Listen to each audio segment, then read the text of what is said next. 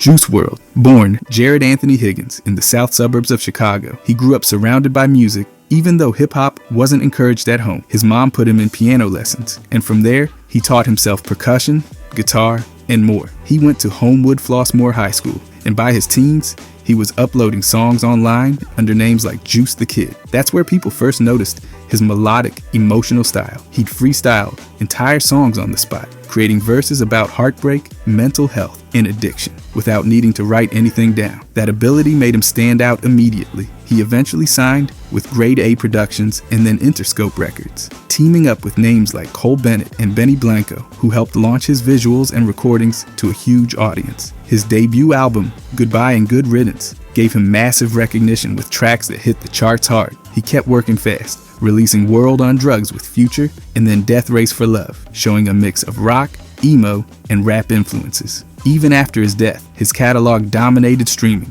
with Legends Never Die debuting at #1 and 17 tracks hitting the charts at the same time. He left thousands of unreleased songs behind, proving how much music he was making. Juice WRLD's life also showed the dark side of fame. He was open about using drugs like codeine and pills, talking about it in interviews and lyrics, and even planning rehab before he passed. In December 2019, just after turning 21, he died from an accidental overdose after a flight into Chicago. His family launched the Live Free 999 Foundation to help young people battling mental health and addiction, keeping his message alive.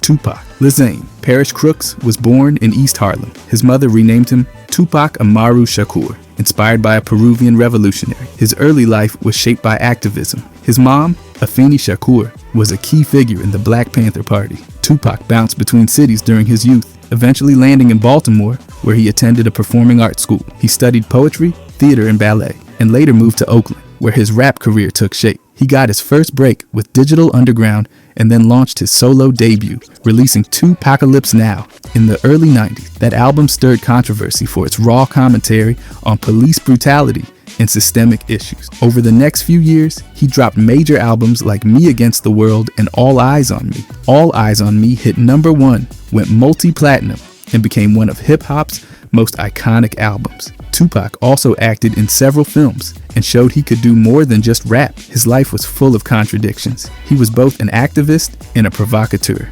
On September 7, 1996, Tupac was shot in a drive-by in Las Vegas. He died 6 days later from internal injuries. The shooting remained unsolved for decades, though in 2023, Dwayne Davis was indicted. Even after his death, Tupac's music continued to chart, and posthumous albums kept releasing through Amaru Entertainment. He became the first solo hip-hop artist inducted into the Rock and Roll Hall of Fame. A street in Oakland now carries his name, and his lyrics are still studied today. His legacy is massive. He influenced generations, spoke truth to power, and became one of the most complex, unforgettable voices in music history. X had a rough start early on. Raised mostly by his grandmother, he bounced between schools, fights, and expulsions. But even with all that chaos, his music started grabbing people fast. He built a cult following on SoundCloud, blending emo, rap, rock, and R&B. His breakout track, Look at Me, was raw, chaotic, and instantly viral. He dropped 17 in 2017, packed with pain and vulnerability, and followed it up with Question Mark in 2018, both chart toppers. His single, Sad, jumped to #1 after his death, making him the first artist to do that since Biggie. His music hit hard because it sounded like emotional survival in real time, but his story's complicated. He faced serious allegations, including charges of domestic violence and battery. He was known for volatility, and that reputation followed him even as he started to show signs of growth. Some fans believe he was trying to turn things around, pointing to charity work and more positive messages late in life. On June 18th, 2018, he was shot and unalive during a robbery outside a motorcycle dealership in Deerfield Beach. The attackers took a Louis Vuitton bag with about $50,000. Multiple men were charged, and in 2023, 3 of them received life sentences. His posthumous projects like Skins and others helped keep his voice in the conversation. His influence runs deep in today's alternative rap scene, especially in how artists express mental health struggles and emotional honesty. But his legacy still sparks debate. Some see him as a cautionary figure, others as a lost voice who gave sound to what many were feeling but couldn't say out loud. Biggie. He grew up with his mother in a neighborhood shaped by poverty and street life. He started rapping young, writing rhymes by 12, and diving into mixtapes in his teens. His big break came after being discovered by Sean Combs, who signed him to Bad Boy Records. His debut album, Ready to Die, hit hard, with songs like Juicy and Big Papa becoming instant classics. He had a way of mixing luxury dreams with raw street narratives, and that contrast made him stand out. In 1997, just before his second album dropped, he was shot and unalived in Los Angeles after leaving a party. He was 24. His second album, Life After Death, came out posthumously and debuted at number 1. It included Hypnotize and Mo Money, Mo Problems, both of which topped charts and cemented his legacy. The shooting has never been solved, and rumors about involvement from gangs, police, and record labels still swirl to this day. Despite the mystery around his death, Biggie's influence kept growing. His storytelling, flow, and lyrical precision shaped East Coast rap and inspired artists for decades. Albums like Born Again and duets followed, keeping his voice alive. Documentaries, books, and films all explored the mark he left behind. His mother became the face of his legacy, starting the Christopher Wallace Foundation and fighting to keep his story alive. Even now, his music gets played, quoted, and dissected. Biggie became more than a rapper. He became a symbol of what happens when brilliance meets danger and when talent gets taken too soon. Takeoff. He was 1/3 of Migos and the quietest in the room, but not when it came to the music. Raised in Lawrenceville, Georgia, he started crafting beats in middle school. By the time he linked up to form Migos, his sound was already in motion. They dropped early mixtapes like Jug Season and No Label, but it was Versace in 2013 that caught fire. Even though he wasn't on Bad and Boujee, the group still climbed fast, dropping Culture and Culture 2 at number 1 on the charts. He kept that momentum going solo, releasing The Last Rocket in 2018. Then came Only Built for Infinity Links. That dropped just weeks before everything stopped. On November 1st, 2022, Takeoff was shot and unalived outside a Houston bowling alley. He was only 28. Authorities later charged Patrick Xavier Clark with the unalive. After his death, streams spiked, and Infinity Links jumped to number 12 on the charts. There were hundreds of unreleased tracks still left behind. Takeoff's technical skill shaped the group's signature triplet flow. He wasn't loud or flashy, but fans and peers knew exactly what he brought. Memorials filled Atlanta, tributes poured in, and Offset called the loss impossible to replace. His passing wasn't just a blow to music, it was a reminder of how many young artists are gone way too soon. Takeoff's legacy lives in the sound he helped create, the flows he mastered, and the silence he left behind. P.N.B. Rock. He was born in Philadelphia as Rakim Hashim Allen and came up in the Germantown neighborhood, a place that shaped both his name and his voice. The name P.N.B. stood for Pastorius and Bainton, 2 streets where he learned to navigate life early. After losing his father at just 3 years old, he was raised by his mother, surrounded by challenges that only grew tougher. By 13, he was already in juvenile detention. A few years later, he was in prison. He chased music like it was survival. He dropped mixtape and caught a deal with Atlantic Records around 2015. Selfish broke him into the mainstream in 2016, landing on the Billboard Hot 100 and going multi-platinum. His albums, Catch These Vibes and Trap Star Turned Pop Star, climbed high, hitting number 17 and number 4. He made waves with artists like Ed Sheeran, Meek Mill, and X. His style blended rap and R&B so naturally, full of raw emotion, personal stories, and that signature melodic edge. It was real, honest, and it stood out. Then in September 2022, he was shot and unalived at a restaurant in South Los Angeles during a robbery. He was 30. The suspects included Freddie Lee Trone, his teenage son, and others who were later convicted. His death hit hard. Philadelphia honored him, and fans across the world remembered the voice that rose from struggle. His music still gets streams, and the stories he told still hit. His name stays part of bigger conversations about the risks artists face, about fame, about what's left behind when someone who fought to make it gets taken far too soon. Mac Miller. He grew up in Pittsburgh and learned piano, drums, and guitar before most kids even picked a sport. By high school, he was dropping mixtapes and going by Easy Mac. That didn't stick, but the music did. As Mac Miller, he dropped Kids and Best Day Ever, which pushed him right into the spotlight. In 2011, Blue Slide Park debuted at number 1, the first indie album to do that in over 15 years. He didn't stay in one lane either. As he grew, so did his sound. Watching movies with the sound off was darker, more introspective. The Divine Feminine leaned into jazz and R&B. He experimented under names like Larry Fisherman and Delusional Thomas. Good AM and Swimming brought his personal life front and center. It was all raw, creative, and constantly evolving. But behind that, there were struggles. He battled addiction and talked openly about it, especially around the time he made Faces. In 2018, just months after dropping Swimming, he was found dead at his home. The official cause was a mix of fentanyl, cocaine, and alcohol. 3 men were charged for selling him counterfeit pills. 2 of them are serving long sentences. After his death, fans gathered at Blue Slide Park. His family launched the Mac Miller Fund, and in 2020, Circles came out, the album he was working on. It debuted at number 3. His style, emotion, and growth still influence artists today. Mac's legacy lives in his music, the risk he took with sound, and the honesty he poured into every track. From Pittsburgh basements to global charts, his journey was never fake. It was complicated, creative, and unforgettable. Nipsey Hussle. He was born Ermias Joseph Askedome in Los Angeles and raised in Crenshaw, where his music, mindset, and mission were shaped. His father was from Eritrea, and a trip there at 19 gave him a new sense of identity. He dropped out of high school and joined the Rollin' 60s Crips as a teen, but music offered a different path. He started building buzz with Slauson Boy Volume 1, then Bullets Ain't Got No Name. But Nipsey wasn't just rapping, he was running a blueprint. He launched All Money in Records, sold his Crenshaw mixtape for $100 a copy, and opened Marathon Clothing in the same neighborhood he grew up in. That store became a symbol of local ownership and innovation. In 2018, Victory Lap dropped, and it hit number 2 on the Billboard charts. It was his only studio album, but it was enough to cement him. He invested in real estate, tech spaces like Vector 90, and youth program. He didn't just talk about wealth, he built it in his own backyard. On March 31st, 2019, he was shot and unalived outside his store.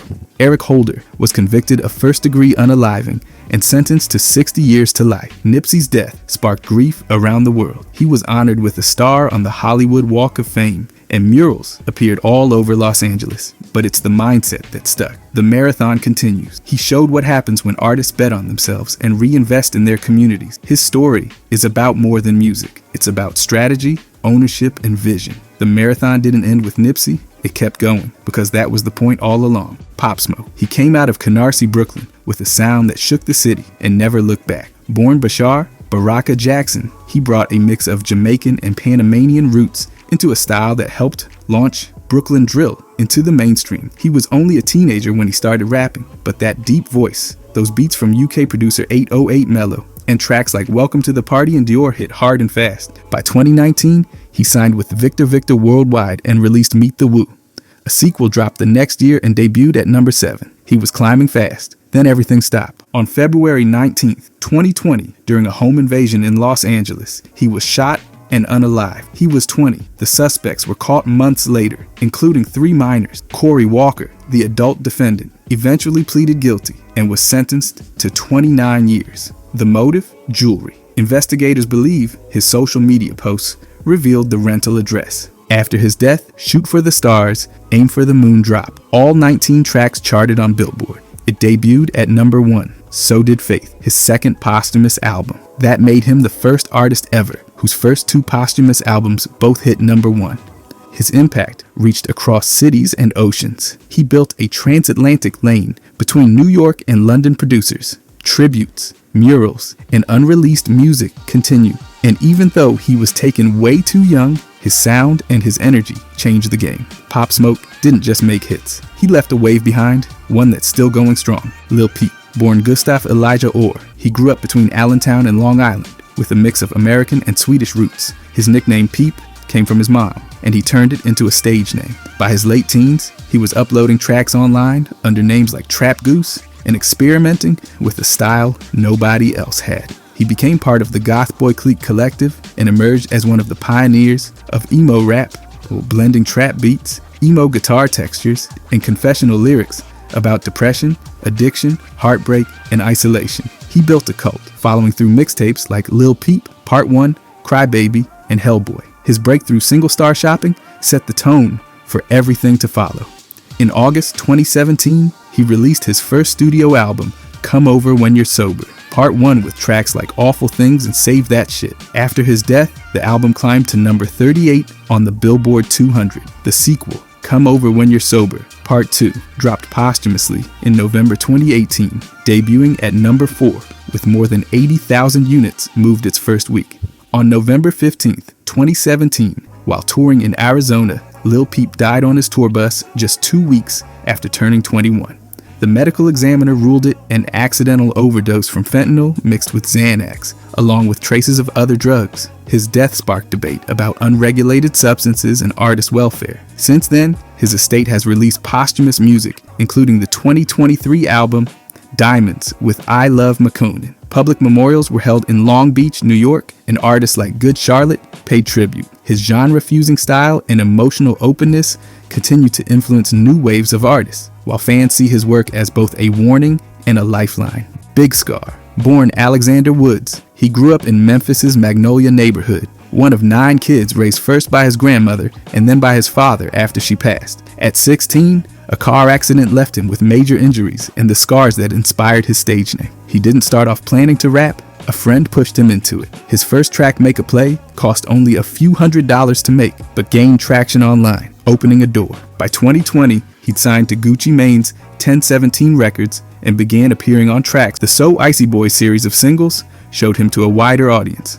In April 2021, he dropped his debut mixtape, Big Grim Reaper, which peaked at number 25 on the Billboard 200 and sold over 20,000 units its first week. He followed it with Big Grim Reaper, The Return in 2022, adding features from Offset and Gucci Mane. That same year, he was named to the XXL freshman class, marking him as one of the genre's rising voices. His life wasn't without trauma. In 2020, he was shot in the hip, and the bullet traveled toward his spine. Surgery removed his appendix and required his leg to be realigned. Family members have said he also struggled with depression and chronic pain. On December 22nd, 2022, Big Scar died in Memphis at age 22. Family accounts reported an accidental prescription pill overdose with no signs of foul play. His posthumous albums, The Secret Weapon and Frozone, featured collaborators. His short career left a mark on Memphis rap. His rise a reminder of both talent and fragility in the industry.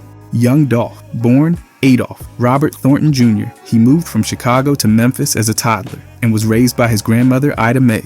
While his parents struggled with addiction, she shaped his independence early on. Strict rules, no excuses, and no sugarcoating. By 12, he was cutting hair for money. By high school, he was navigating Memphis streets, building the foundation for everything that came next. He dropped his first mixtape, Paper Route Campaign, in 2008 and founded his label, Paper Route Empire, 2 years later. What followed was a consistent stream of releases like High Class Street Music, South Memphis Kingpin, and The Weed Album.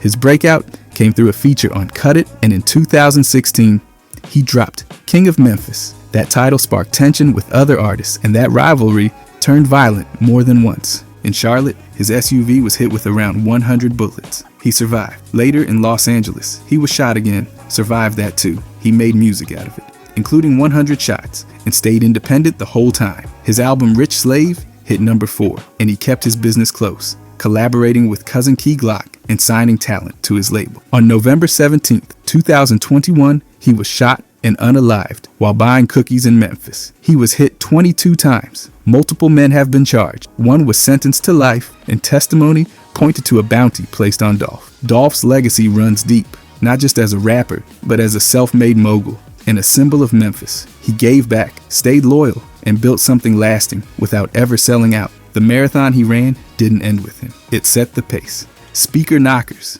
born Derek McAllister. Jr. in New York City, he moved to Columbia, South Carolina, when his dad went to prison. He started making beats around age 13, selling one for $50 to a Miami rapper and using that money to buy gear. His dad helped with studio work after getting out, and that boosted his early music efforts. He started rapping mostly to promote his beats, but that eventually turned into a full career. Speaker Knockers had a distinct melodic trap style, catchy hooks, emotional lyrics, and auto-tune vocals, mixed with sharp beat production. He was smart about building a following through YouTube and social platforms. His music took off, especially with tracks like Lonely, Dap You Up, and the Rico Story trilogy. Even though he wasn't signed, his name spread fast, and his influence reached way beyond Columbia. On March 4th, 2014, he was found dead in his garage. The official word was no trauma, no foul play. Some reports said natural causes or heart attack. Later, his mother said that wasn't true and denied drugs or heart issues, but she hasn't revealed full details either. There were also rumors about carbon monoxide poisoning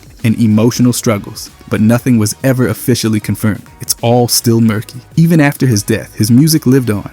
His posthumous album, married to the money too, kept his voice in the game. He's credited as a major influence in melodic rap and named by artists like Roddy Ricch. His catalog still gets streamed, and his style keeps inspiring younger artists who blend vulnerability with hard-hitting beats. Lil Keed. Born Rakeed Jevin, Render in Atlanta, he was one of 7 kids growing up in the southeast and southwest parts of the city. He had jobs at fast food spots like Subway and McDonald's before diving into rap seriously in 2016 after losing a close friend. His younger brother is rapper Lil Goated, and both came up around the same time. Keed started building buzz in 2018 with mixtapes like Trapped on Cleveland, Slime Avenue, and Keed Talk to Him. Nameless landed him attention and airplay, peaking in the 40s on the hip-hop chart. From there, he dropped his debut album, Long Live Mexico, in 2019, which included features from huge names like Young Thug, Roddy Ricch, and Lil Uzi Vert. It hit number 26 on the Billboard 200. He followed it up with Trapped on Cleveland 3 in 2020, dropping a deluxe version months later. That ended up being the last album released while he was alive. His posthumous project, Keed Talk to Him 2, came out in 2023, packed with features from Young Thug, Big Sean, Cordae, Offset, and more. The singles Long Way to Go and Self-Employed gave fans one last look at where he was heading. Keed died on May 13th, 2022 in Los Angeles. The coroner ruled it as natural causes, with eosinophilia leading to liver and kidney failure. No drug overdose was found, but parts of the case still raise questions. He was signed to Young Thug's YSL label and often compared to him, though his sound carved its own lane. His influence stretched beyond Atlanta, and many believe his best work was still ahead. Rich Homie Quan. Born DeQuante Devante, Lamar in Atlanta, he was deeply into books and baseball before music ever took over. He grew up in DeKalb County and after high school, served about 15 months in prison for burglary. During that time, he focused on reading and writing, which later shaped his music's emotional tone and personal lyric. He started dropping mixtapes around 2011 and gained momentum fast. His breakout came in 2013 with Type of Way, which hit the Billboard charts and helped launch him into the national spotlight. In 2014, he was picked for Double XL's freshman class and joined Rich Gang alongside Birdman and Young Thug. Their song Lifestyle became huge. Then came Flex, which peaked in the 20s on Billboard and showed he could carry hits on his own. Quan's only studio album, Rich as in Spirit, came out in 2018. It didn't hit the same chart heights, but fans appreciated the introspection. His mixtape catalog is deep, including Still Going In, Family and Moolah, and I Promise I'll Never Stop Going In. In 2024, he even had a feature with 2 Chainz on Achi. On September 5th, 2024, he was found unresponsive at home. His girlfriend called for help, and he was later pronounced dead at Grady Memorial Hospital.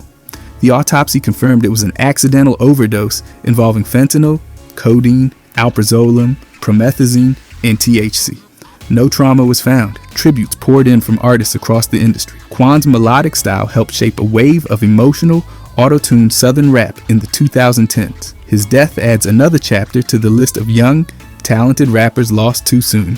Jimmy Wapo. Born Travon Deshawn, Frank Smart in Pittsburgh, he grew up in the city's East End and later attended Woodland Hills High School. He started uploading his music in 2015 and gained traction through SoundCloud and local blogs like Daily Loud. With Taylor Maglin's support, Jimmy began building a name and released his debut mixtape, Whopanese, in 2016. It featured the track Backdoor and helped cement his reputation as a serious voice in Pittsburgh's rising rap scene. He worked with artists like Hardo, Wiz, and 21 Savage, and Elm Street became his breakout, racking up millions of views. Just before his death, he was reportedly about to sign with Taylor Gang. His style leaned heavily into raw street storytelling, trap beats, and sharp lyricism, speaking on life in Pittsburgh's tougher neighborhoods. Jimmy often clarified that his lyrics were reflections, not endorsements, of violence. He had run-ins with the law, including a drug-related arrest and a probation violation, but he used that time to refocus on music. On June 18, 2018, Jimmy was shot in the head during a drive-by in Pittsburgh's Hill District. He was in a white SUV with another passenger when the attack happened. He died at UPMC Presbyterian Hospital just before 6 p.m. No one's been charged, and the case remains open. At the time of his death, Jimmy had around 50 unreleased songs. Fans, artists, and his city remember him as a rising star who was just getting started. He's still considered one of Pittsburgh's most promising voices and part of the broader narrative of young talent lost before reaching their full potential. FB G. Duck. Born Carlton DeQuoin, weekly in Chicago, He came up on the city's south side and made his name in the drill scene. He was part of Flyboy Gang, which included other rappers like Lil J, FBG Brick, and Billionaire Black. Duck's music took off with raw energy, aggressive lyrics, and beats that matched Chicago's drill sound. He started building buzz on YouTube and SoundCloud, but his breakout came with Slide in 2018. That track earned millions of views and a remix with 21 Savage. He was known for confrontational diss records and direct call-outs, especially toward rival groups like O-Block. That tension was never subtle. It played out through music and social media. His lyrics often referenced gang conflict, particularly between his crew and members tied to the Black Disciples. On August 4th, 2020, while shopping in Chicago's upscale Gold Coast, 4 shooters ambushed Duck in broad daylight. He was hit multiple times, 16 gunshot wounds according to reports, and died at Northwestern Memorial Hospital. His girlfriend and another bystander were also injured. 38 shell casings were found. The attackers arrived in 2 vehicles, opened fire, and fled in under 20 seconds. Federal prosecutors later charged 6 men tied to O-Block for the unaliving, linking it to a larger racketeering case. In early 2024, all 6 were convicted, with mandatory life sentences. The evidence included diss tracks, online posts, and claims that King Von had placed a bounty on Duck. FBG, Duck's posthumous single life, that dropped days after his death. His killing became a grim symbol of how music feuds can bleed into real-life violence. He's still remembered as a major figure in Chicago drill and part of a dangerous cycle that continues to echo through the city's rap scene. Foolio. Born Charles Andrew Jones II in Jacksonville, Florida, he grew up surrounded by violence that would later shape both his life and his music. His father was unalive when Foolio was just a teen, and by his mid-20s, he'd already survived multiple shootings himself. He started putting out music in 2015, becoming a standout in Jacksonville's rap scene through raw, aggressive drill tracks that often stirred controversy. His songs weren't just music, they were tied to real-life tensions, gang rivalries, and retaliation. Foolio was linked to the 6 Block set, and many of his lyrics called out known rivals. He released several projects, including Life of Me, Final Destination, and Resurrection, the last one dropping right before his death, despite surviving multiple ambushes, including a drive-by in 2021 and another shooting in 2023. The risks around him kept mounting. On June 23, 2024, just 2 days after his birthday, he was shot and unalived in a hotel parking lot in Tampa. He'd been celebrating, hopping from a club to the hotel, unaware that he was being followed. Around 4:30 a.m., 3 shooters approached and opened fire, unleashing over 30 rounds. 4 people were hit. Foolio was the only one who died. Police arrested several suspects connected to rival gangs ATK and 1200.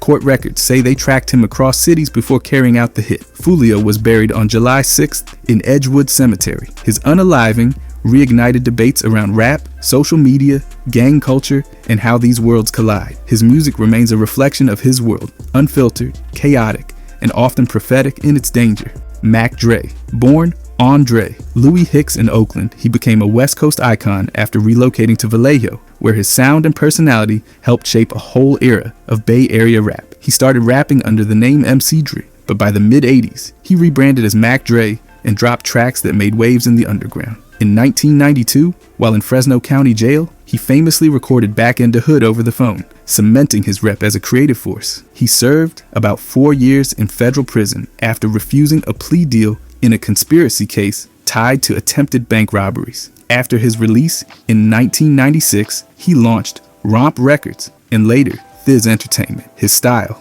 witty, freewheeling, and built for parties, played a huge role in launching the hyphy movement. His albums, like Stupid Doo Doo Dumb, Rapper Gone Bad, and Ronald Reagan, Dregonomics, became cult favorites. Mac Dre embraced alter egos, introduced this slang into Bay Area culture, and worked with artists like E40, Keek Da Sneak, and Andre Nicotina. He built his legacy independently, refusing to water down his sound for mainstream trends. On November 1st, 2004, Mac Dre was shot and unalived in Kansas City while traveling after a show. A gunman opened fire on the van he was riding in. Over 30 bullets hit the vehicle.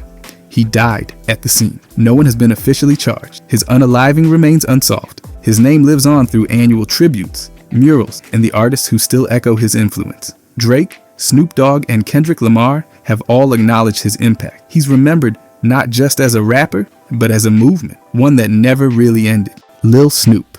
Born Adarin Lakeith Ross in Jonesboro, Louisiana, he grew up raised by his mother while his father spent years behind bars. He struggled in school, but found his focus through rap. By his late teens, he had already caught the attention of Meek Mill and signed to Dream Chasers Records after Meek heard a demo and called him that same night. His debut mixtape 16 and Runnin' dropped in 2012, and then in April 2013, he released RNIC, which featured Meek Mill, DJ Khaled, and Currency. That tape put him on the radar fast. His freestyles were electric, raw, fast-paced, and confident. A lot of fans saw him as the next big thing coming out of the South. On June 20th, 2013, just 1 week after his 18th birthday, he was shot and unalived at an apartment in Winfield, Louisiana. Reports say the argument started over a video game bet and turned violent. Snoop was shot twice in the chest and died at the scene. Tony Holden, a 36-year-old man, was arrested and charged with first-degree unaliving. Another man, Edric Stewart, was later arrested for manslaughter. The full details remain cloudy, and some of the investigative handling has been criticized. His funeral was held at Jonesboro Hodge High School,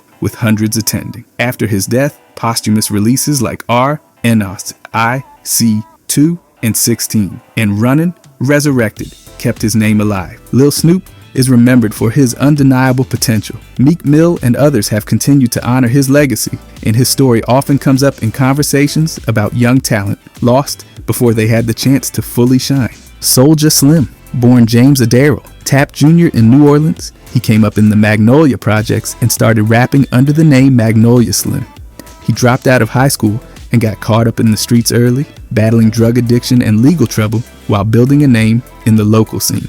His first tape, Soulja for Life, sold thousands in the region and proved he was a force. By the late 90s, he rebranded as Soulja Slim and signed with No Limit Records, releasing Give It To 'Em Raw in 1998. It debuted at number 13 on Billboard and helped launch him nationally. Legal issues slowed his rise. He was incarcerated shortly after that debut, but once out, he dropped The Streets Made Me and eventually launched his own label, Cutthroat Committee. His independent run brought fans raw records like Years Later and Years Later, a few months after, with Slim doubling down on his gritty realism and street authenticity. He co-wrote and featured on Juvenile's Slow Motion, which went number 1 after his death, making him one of the rare artists to earn a posthumous, chart-topping hit. On November 26, 2003, he was gunned down in front of his mother's home. He was shot multiple times, 3 in the face, once in the chest. A suspect was arrested, but never successfully prosecuted. Witnesses didn't cooperate, and the case went cold.